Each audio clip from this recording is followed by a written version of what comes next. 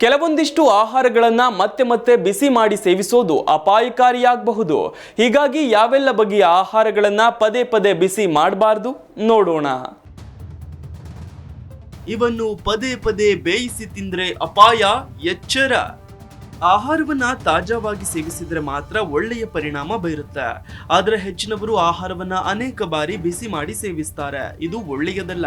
ಕೆಲವು ಆಹಾರಗಳನ್ನ ಪದೇ ಪದೇ ಬಿಸಿ ಮಾಡೋದು, ಅದರಲ್ಲೂ ಮುಖ್ಯವಾಗಿ ಚಹಾ, ಪಾಲಕ್, ಅಕ್ಕಿ, ಅಣಬೆ, ಅಡುಗೆ ಎಣ್ಣೆಯನ್ನ ಮತ್ತೆ ಮತ್ತೆ ಬಿಸಿ ಮಾಡಿದ್ರೆ ಆರೋಗ್ಯದ ಮೇಲೆ ಗಂಭೀರ ಪರಿಣಾಮ ಉಂಟು ಮಾಡುತ್ತೆ. ಈ ಅಭ್ಯಾಸಗಳು ಯಾಕೆ ಒಳ್ಳೆಯದಲ್ಲ ಅನ್ನೋ ಕುರಿತ ಮಾಹಿತಿ ಇಲ್ಲಿದೆ.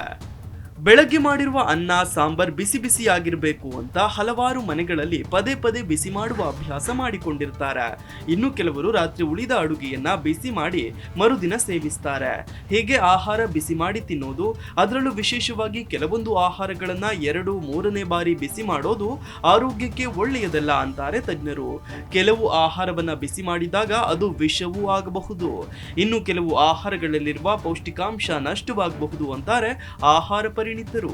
ಕೆಲವು ಆಹಾರ ಪದಾರ್ಥಗಳನ್ನ 2ನೇ ಬಾರಿ ಬಿಸಿ ಮಾಡಲೇಬಾರದು. ಅವು ಯಾವ್ಯಾವು ಅನ್ನುವ ಕುರಿತ ಮಾಹಿತಿ ಇಲ್ಲಿದೆ. ಮೊದಲಿಗೆ ಚಹಾ. ಚಹಾದಲ್ಲಿ ಆಂಟಿ ಆಕ್ಸಿಡೆಂಟ್ಗಳು ಮತ್ತು ಪಾಲಿಫಿನಾಲ್ಗಳಂತಹ ಸೂಕ್ಷ್ಮ ಸಂಯುಕ್ತಗಳಿರ್ತವೆ. ಇದು ಚಹಾಕ್ಕೆ ಸುವಾಸನೆ ಮತ್ತು ಸಾಕಷ್ಟು ಆರೋಗ್ಯ ಪ್ರಯೋಜನಗಳನ್ನ ಕೊಡುತ್ತೆ. ಚಹಾವನ್ನ ಆರಂಭದಲ್ಲಿ ತಯಾರಿಸಿದಾಗ ಇದು ಟ್ಯಾನಿನ್ ಮತ್ತು ಕೆಟಚಿನ್ಗಳನ್ನ ಒಳಗೊಂಡಂತೆ ವಿವಿಧ ಸಂಯುಕ್ತಗಳನ್ನ ಬಿಡುಗಡೆ ಮಾಡುತ್ತೆ.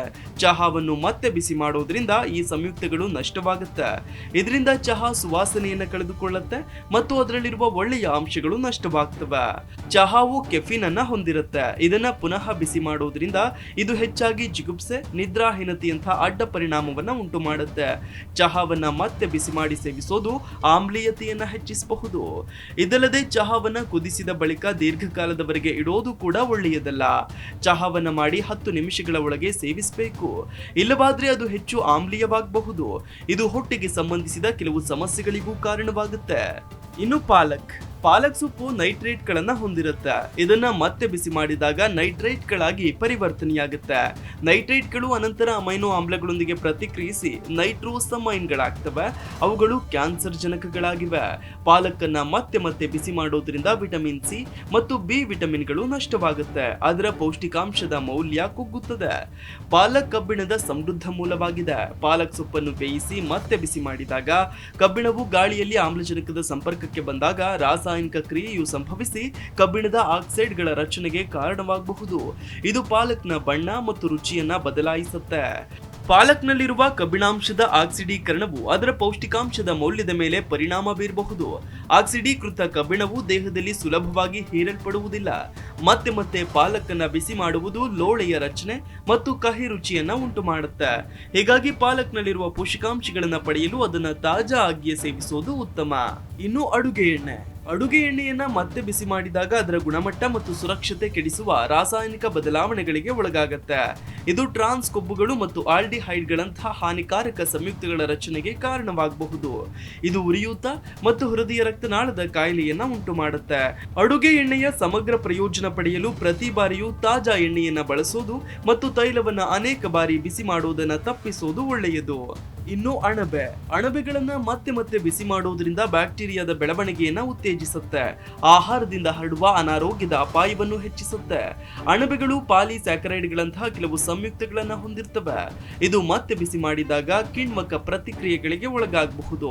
ಅವುಗಳ ರುಚಿ ಮತ್ತು ವಿನ್ಯಾಸವನ್ನು ಕೂಡ ಬದಲಾಯಿಸುತ್ತೆ. ಮತ್ತೆ ಬಿಸಿ ಮಾಡಿದ ಅಣಬೆಗಳನ್ನ ಸೇವಿಸುವುದರಿಂದ ತಾಜಾತನ ಮತ್ತು ರುಚಿಯನ್ನ ಕಳೆದುಕೊಳ್ಳಬಹುದು. ಅಣಬೆಗಳು ಕಿಣ್ವ, ರಚನಾತ್ಮಕ ಪ್ರೋಟೀನ್ಗಳನ್ನ ಒಳಗೊಂಡಂತೆ ವಿವಿಧ ಪ್ರೋಟೀನ್ಗಳನ್ನ ಹೊಂದಿರ್ತವೆ. ಇದು ಅವುಗಳ ವಿನ್ಯಾಸ ಮತ್ತು ಪೌಷ್ಟಿಕಾಂಶದ ಪ್ರೊಫೈಲ್ಗೆ ಕೊಡುಗೆ ನೀಡುತ್ತೆ.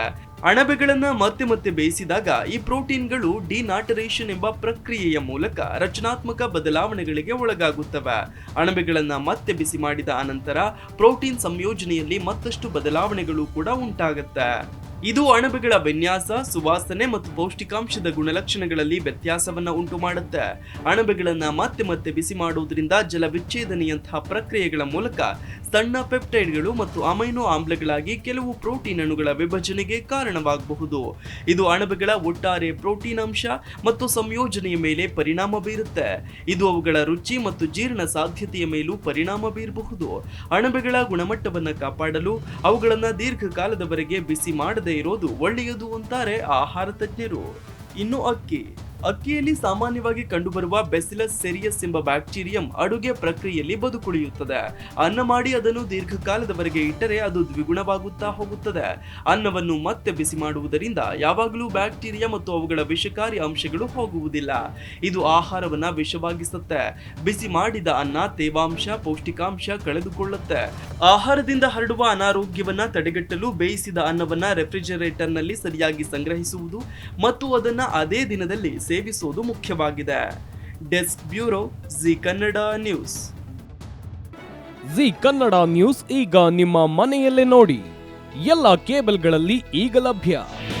ನಿಮ್ಮ ನೆಚ್ಚಿನ ಜಿ ಕನ್ನಡ ನ್ಯೂಸ್ ಈಗ ಸನ್ ಡೈರೆಕ್ಟ್ ನಲ್ಲಿ number 292, Tata play number 1664, Jio TV number 1334, NXT digital number 30, in cable number 30, city networks 51, U digital number 162, GTPL number 17, Rockline telecommunications number 42, Shri Basaveshwara cable number 168, rural cable network 60, Vinayaka digital 57, Abhishek cable 821, city channel 53, Siddeshwara cable network 57, V4 digital Infotech 628, Surya digital networks 53, Gajanan digital number 836, Malnad infotech private limited number